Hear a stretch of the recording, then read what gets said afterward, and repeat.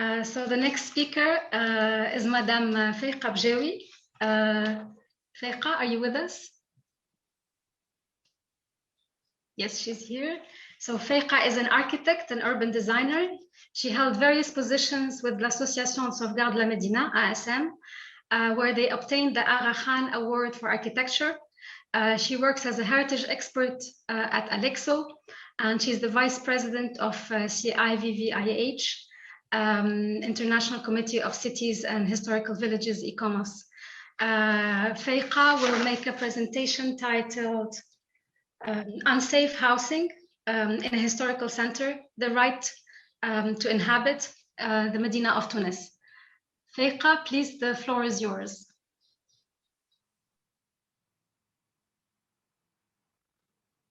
So I'm not sure if Faiqa is muted or let me just check. Let's see. Yes, I'm just asking to unmute. Voilà. Merci.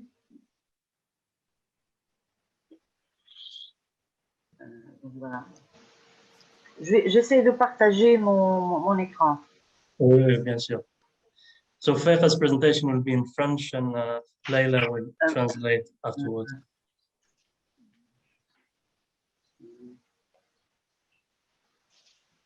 Voilà, bon, mon intervention, elle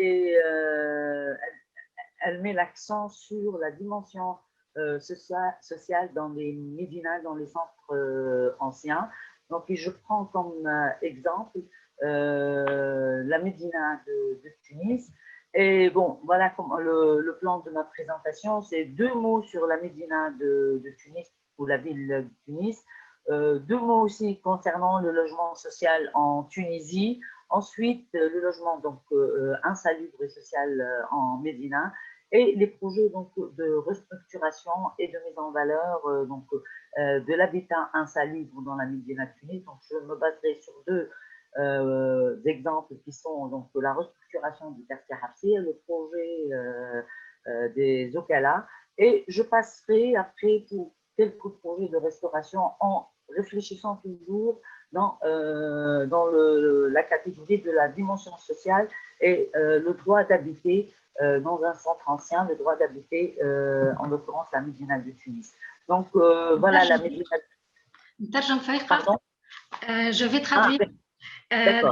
So Faiqa is her talk is going to focus on the social aspects of living in the historical urban quarter, and she will focus on 2 examples: the social residence, but also projects to bring new life to the Medina, and always keeping in mind the social aspects and the right to live in the historical urban quarter. Fadal. Donc voilà le plan de la Médina de Tunis, donc la ville de Tunis en 1860, donc au milieu du 19e siècle. Elle couvre donc une superficie de 318 hectares avec 90 000 habitants. Après l'indépendance, et là on voit un plan de la ville de Tunis, et on voit ce qu'on appelle aujourd'hui donc la Médina, donc qui veut dire la ville médiévale, donc on la voit ici en rouge, et ce qui est en orange, c'est la ville du 19e, début 20e siècle. Donc cet ensemble constitue le centre ancien de la ville du Tunis. Et aujourd'hui, donc la ville du Tunis, elle couvre une superficie de 21 263 hectares, avec comme population 630 845 hectares, et ça selon les statistiques de 2014. Donc, quelques idées un peu par rapport à ce qu'est l'habitat spontané informel en Tunisie. Réellement, on a commencé à voir que ceci, c'est à partir donc, des années 30, 40 du siècle dernier, où une population rurale a commencé à quitter donc, la campagne pour venir chercher du travail dans la ville de Tunis. Et les premiers qui sont arrivés se sont installés donc, autour de la ville de Tunis, et là on voit quelques images de différents quartiers autour donc, de la ville de Tunis. Je traduis Faiqa, juste brièvement. Donc, so the first map was a historical map of the Medina in 1860, where the Medina had 318 hectares and there were 90,000 residents. And then after independence, there was urban growth, which is marked here by the orange area, and then moved on. Of course, the number of inhabitants increased to 683,845.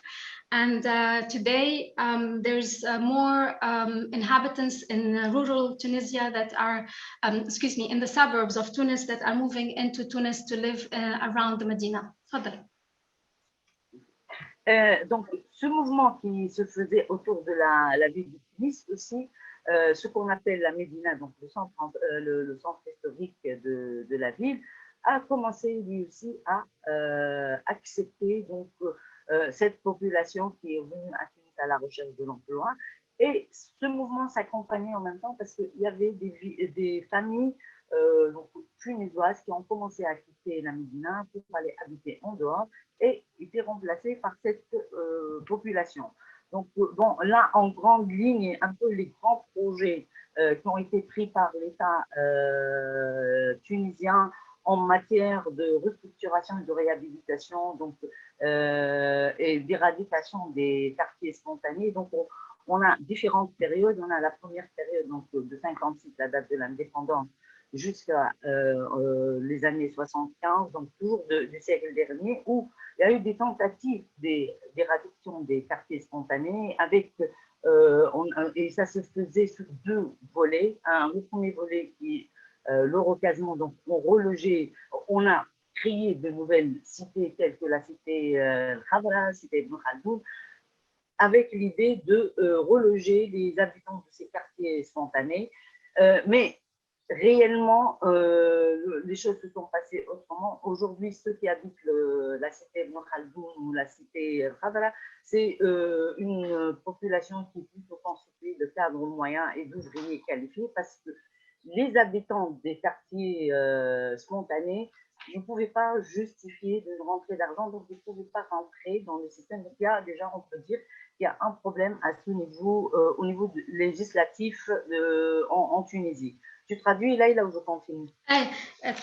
En résumé, this movement, it forced people who were looking for a job in the suburbs and internal migrants to come and move into the Medina, but also families who are from Tunis, they started moving out.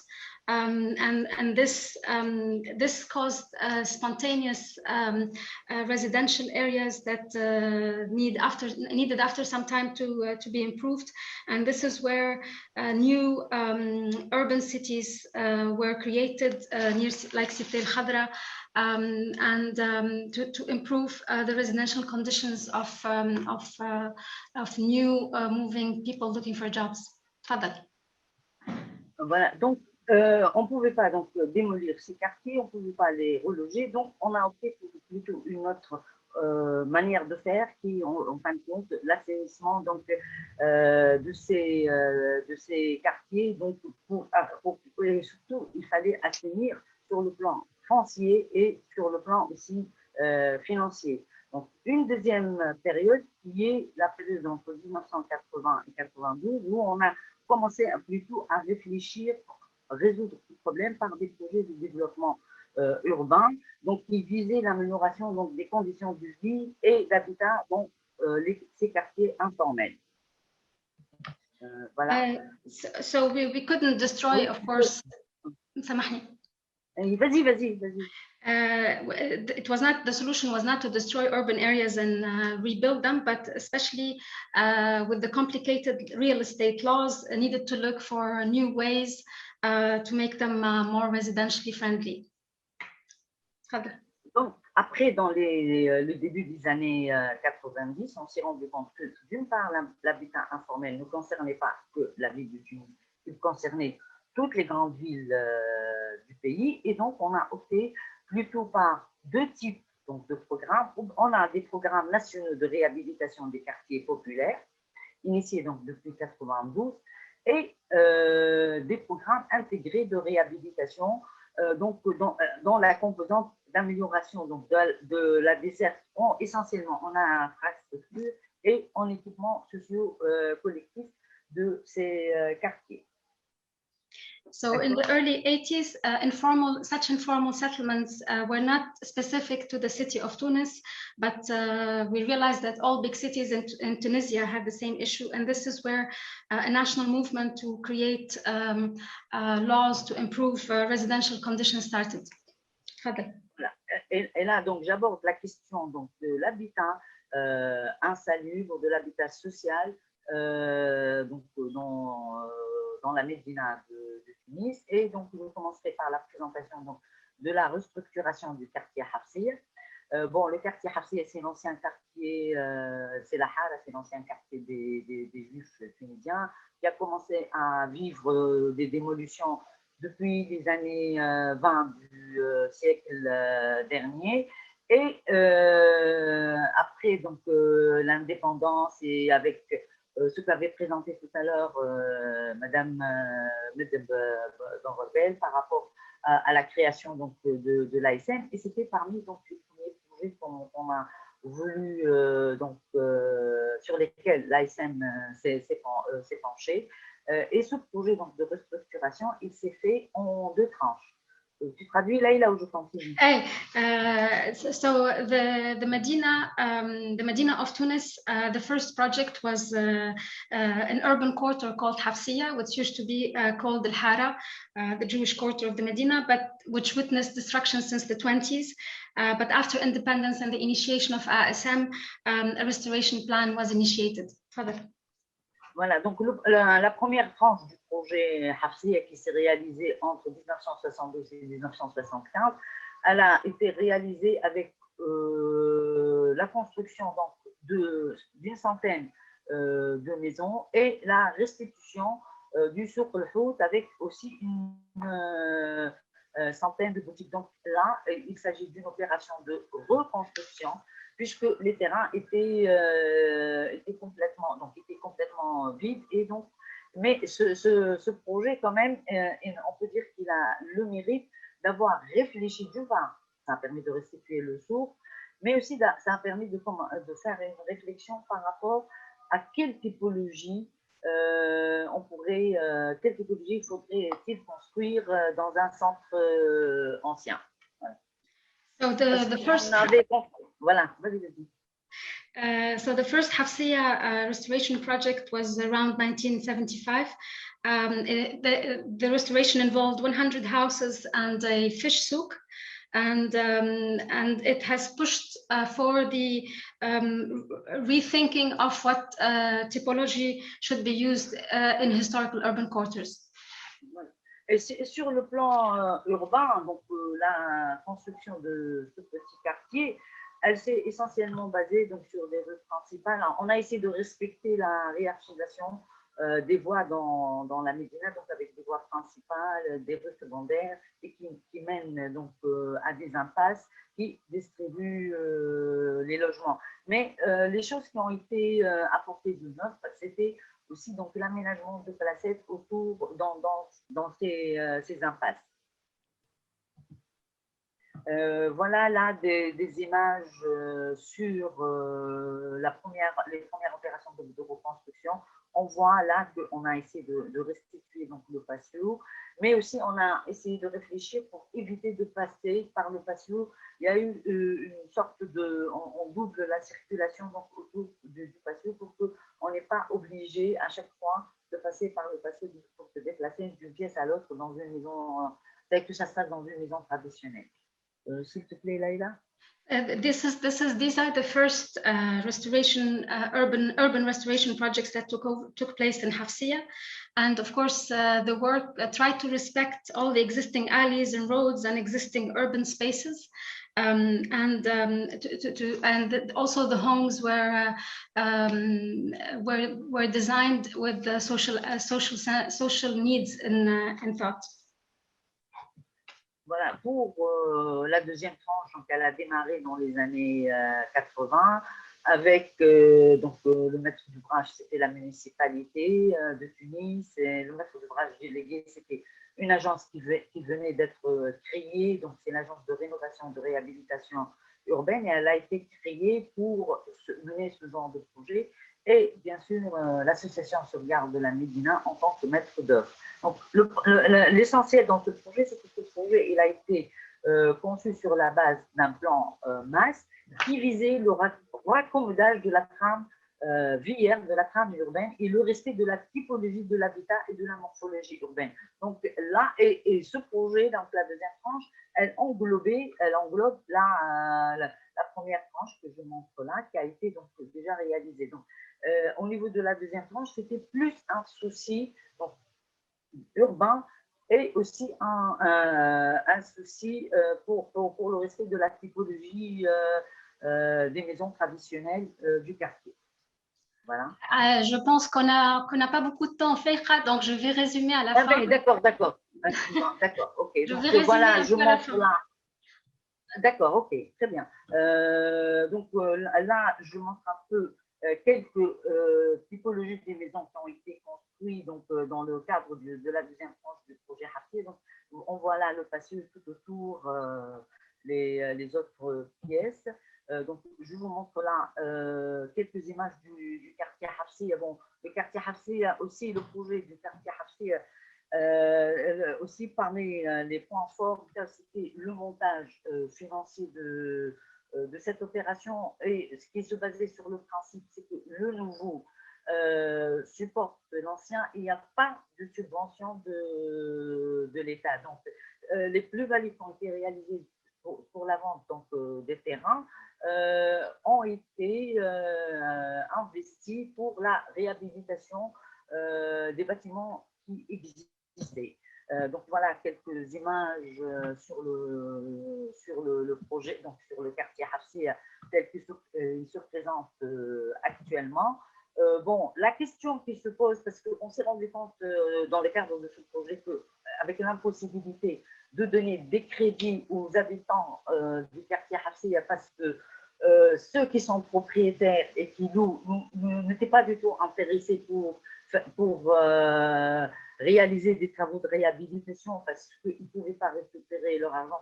On avait une loi des années 75 qui oblige pour le maintien des habitants et pour la non-augmentation donc, du loyer. Mais à l'occasion de ce projet, la loi elle a été révisée en 93 à l'occasion d'un projet, le deuxième projet que je vais entamer. Mais la question qui se pose aujourd'hui, qui habite la Hafsi, comment est habité la Hafsi, parce qu'on se rend compte qu'avec le temps, les habitants du quartier, ce n'est pas eux qui ont profité des nouveaux logements.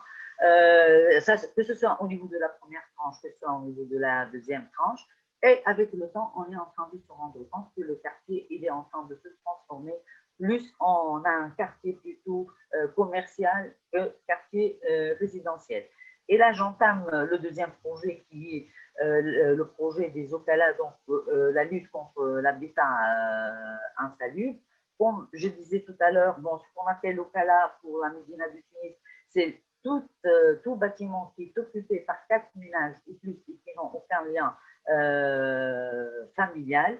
Et donc, ce phénomène d'ocalisation, il a commencé à être on a commencé à le saisir depuis les années 30-40 du siècle dernier, mais qui atteint son apogée donc à la fin du siècle dernier, au début aussi de notre siècle. Et ce projet il a été abordé donc, par la municipalité de Tunis avec l'appui de l'ASN, avec deux objectifs essentiels. C'est comment sauver les ménages locataires qui vivaient dans ces hôtels-là, qui ont commencé donc, à tomber, et donc il y avait des risques d'effondrement sur les familles, mais aussi en même temps, comment sauver un patrimoine immobilier de valeur universelle, puisque la Médina du Tunis est classée patrimoine mondial. Pardon, Madame Fekha, 3 minutes. Depuis 79, d'accord. Donc voilà, c'est le projet Hafsi, le projet OK. Là, donc, il y a eu des opérations de relogement en dehors de la Médina. Au niveau de la troisième tranche, donc, on a commencé à reloger les gens dans la Médina, mais ceux qui ont été relogés dans la Médina, c'est par voie donc, de location, alors que ceux qui ont été relogés en dehors de la Médina, c'est pour devenir donc, propriétaire avec un système de location-vente sur une trentaine d'années. Bon, la deuxième composante du projet qui est la réhabilitation, donc on a réhabilité le patrimoine donc, public de la municipalité et de l'État. Ces opérations se faisaient aussi avec donc on reloge les gens provisoirement, on le remet. Aussi, une autre composante quand même qui est très importante, c'est les travaux d'office. C'est que comme c'est à des propriétaires récalcitrants ou des propriétaires qui ont disparu parce qu'on a des biens qui appartiennent à des gens qui ont quitté le pays ou parfois à des héritiers qui se comptent au nombre de centaines. Donc la municipalité se substitue et réalise les travaux et après elle récupère son argent avec les loyers. Aussi, on a donné des crédits aux privés pour qu'ils améliorent leur logement. Et on voit là quelques exemples de crédits, donc de maisons qui ont profité de crédits. Certains crédits aussi ont été à la base pour certains logements qui sont après, donc on a eu un crédit pour la réhabilitation après ces logements sont devenus donc des maisons d'hôtes ou des hôtels de charme. Donc voilà quelques exemples. Aussi pour les monuments historiques qui étaient donc occupés par les habitants, donc qui étaient localisés. Une fois que les ménages ont été relogés, ces bâtiments ont fait l'objet d'opérations de restauration, reconversion. Et là, je vous montre l'exemple de la madrasa de la Zawiya al-Boukriya, qui a été restaurée et reconvertie en un jardin d'enfants pour les enfants, bien sûr, du quartier. Un autre, donc là, c'est le troisième point, c'est des projets de restauration et de reconversion qui ont été menés par des associations ou par des privés. Là, je prends le premier exemple qui a été réalisé par l'association Baïti. C'est une école qui a été abandonnée et qui a été donc réhabilitée et reconvertie en un centre d'accueil pour les femmes qui sont seules et qui n'ont pas donc, de soutien, qui n'ont pas de métier. On les prend en charge, on leur apprend, on leur fait une formation et une fois qu'elles se débrouillent pour avoir du travail, elles quittent et c'est d'autres qui arrivent. Et là, on a une très belle, un très bel exemple qui se soucie des habitants de la Médina. Là, je prends d'autres exemples qui ont été menés donc, par des privés, la restauration et la reconversion, par exemple, la d'un Madame Feiqa, كان نجموا نعملوا conclusion سامحني. Bon, d'autres initiatives, d'accord, je vais aller très très vite. Donc là, d'autres initiatives qui ont été menées par des jeunes, je passe par des jeunes dans la Médina et qui voient la Médina avec un autre œil. Et pour conclure, voilà, je me dis, on est aujourd'hui devant un dilemme. Est-ce qu'entre maintien de population pauvre et moyenne et une tentative de gentrification, est-ce que la Médina devient tendance parce qu'on est en train de relever que le prix de l'immobilier, il est en train d'augmenter, de grimper d'une manière vertigineuse. Et voilà, est-ce que le retour de l'effet mode à la Médina est aujourd'hui de coup. Voilà. Et je vous remercie pour votre attention.